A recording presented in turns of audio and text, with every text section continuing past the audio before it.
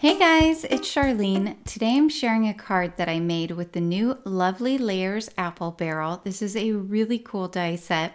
I'm going to start out here by cutting some different colors of cardstock. For my apple barrel here, I'm starting with some craft paper.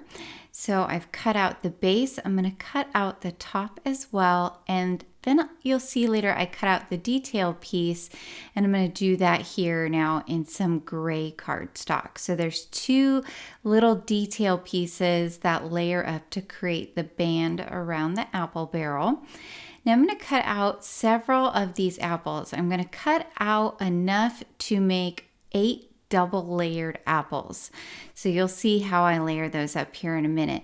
For my leaves, I'm cutting out 2 sets of light green and 2 sets of dark green. Now this die has a couple of small leaves as well as a couple of large leaves. And now I'm going to cut out the center of the apple blossoms here in some yellow cardstock, the stems of the apples in some dark brown cardstock. And again, I'm cutting these out in multiples. So you can see I have that little scrap of brown paper there, but that's going to be plenty to cut out 8 different little apple stems there.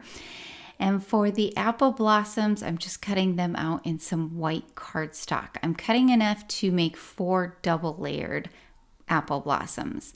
So for the apples here, like I said, I am layering these up. The die that comes with the set cuts out 2 different shaped apples. So I cut it 8 times, and that allowed me to have a total of 16 pieces, 8 of one type of apple, 8 of the other type of apple. So that way when I layered them up, I had 4 of each apple. So now here's where the fun detail part comes in for these apples. This is going to give you a really lifelike result. Here I'm just taking a white gel pen and I am dotting all over the front of the apple. No rhyme or reason to how I'm dotting here. I'm just putting a lot of dots down all the way around on the apple. So now you can see I've got some aged mahogany distress ink here, and I'm just using a little detail brush to go around all of the edges of the apples. That's going to give the apples some depth and dimension because it's going to add that shading all the way around, especially on the sides there of those apples. And then I'm going to give a quick little once over as well with the ink when I'm all done, just with what's left on the brush. And that's going to tone down those white dots, but it's going to give you that look of a fresh apple that has all of that little dot pattern all over it and has that bright shiny center. To add even more detail, I'm coming in here with some R59, and I just went along those lines where the die embossed a little bit onto the apples. And now I'm adding my stems. So you can see I'm using my reverse tweezers. This makes it a lot easier to do. And I actually squeezed out a little dot of glue there, so that way I'm not getting too much glue on those stems. It makes it a lot easier as well. And now I have 8 cute little apples. Love that. So for my leaves, all I'm doing here is I'm coming in with some G85 on the dark green leaves, and I'm marking where the veining is on those leaves. Again, you can see it from the die cut, so it's really easy to do.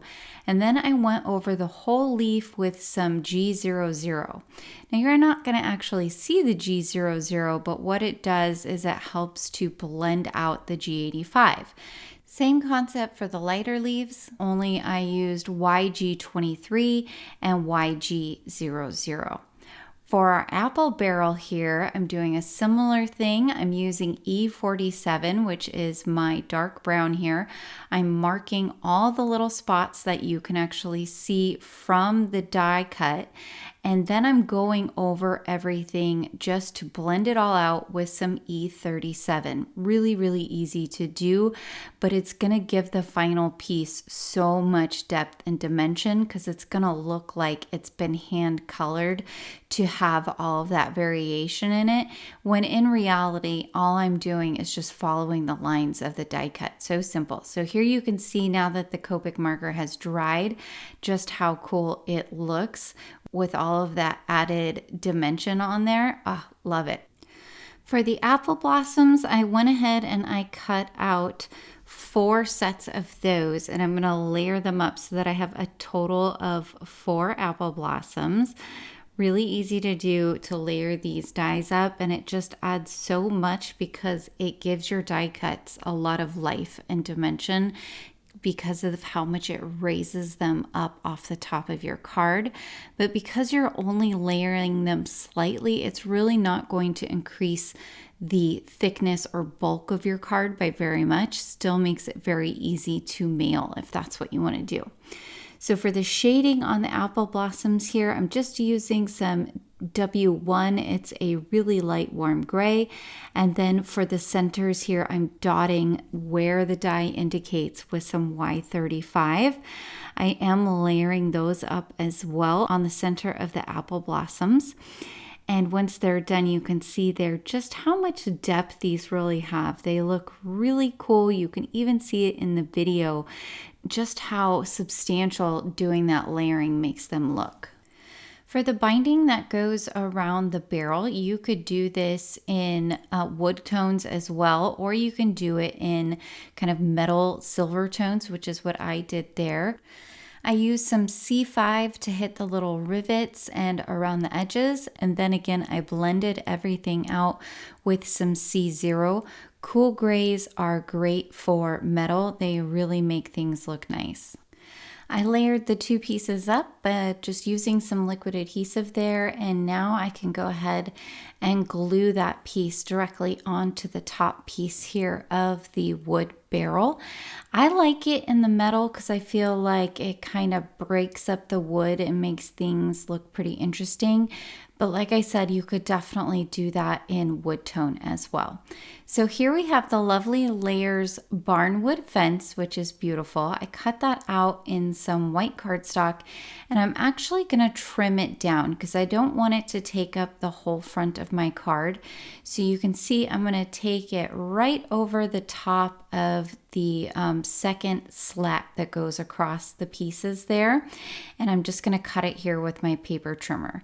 Now I can go ahead and glue that first slat over the top part there so it looks like it's, you know, a regular white picket fence where it has those slats kind of nailed in. I love how much detail you're getting with the wood grain on here. You could add some shading on this, but I really wanted my background to just be full of white. So I've got the lovely Layers Fall Flourish cover plate die. You guys, this cover plate is gorgeous, and I'm cutting that out of some white cardstock as well. Now I can move on to my sentiment. I'm using the Awesome to the Core stamps and dies. I've picked it out from that set, which coordinates really well with everything else I'm using today. I've got some black cardstock here. I've got my anti-static powder tool, and then I've just stamped my sentiment in some clear embossing ink. Now I'm using some white embossing powder. I love the look of white embossing powder on black cardstock. And now I can just melt the whole thing with my heat gun. If you ever struggle with white embossing powder, you can also try stamping in white pigment ink and then using your white embossing powder. That does tend to help some people.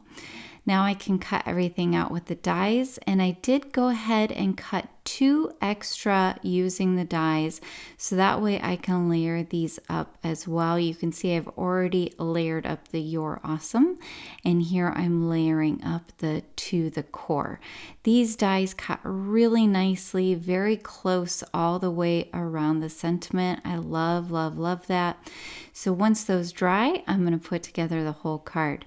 I've got a piece of black cardstock that I've cut to 4 1/4 by 5 1/2 inches. This is going to be an A2 size card, so that black cardstock is covering the entire front of my card base. And now I am going to glue on that background from the Fall Flourish cover plate. I did cut this down, and I used the Sweet Stacks rectangles, the second smallest one. So there's going to be just a slight black border all the way around that gorgeous pierced image. I added some foam tape to the back of my fence so that way it can pop up off the back of the card. This is going to make it just like look real lifelike. I love it. And I folded down the foam tape strips in half so that way I could place my piece on there.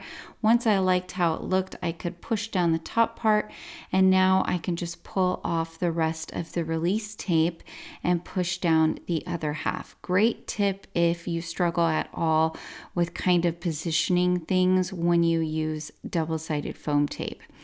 I'm going to glue the bottom part of the wood barrel onto my fence, and then I'm actually going to place all of my apples before I glue on the top piece. Now there's lots of different ways that you can do this. I find this to be easiest for me, but some people like to put together the barrel and then place everything.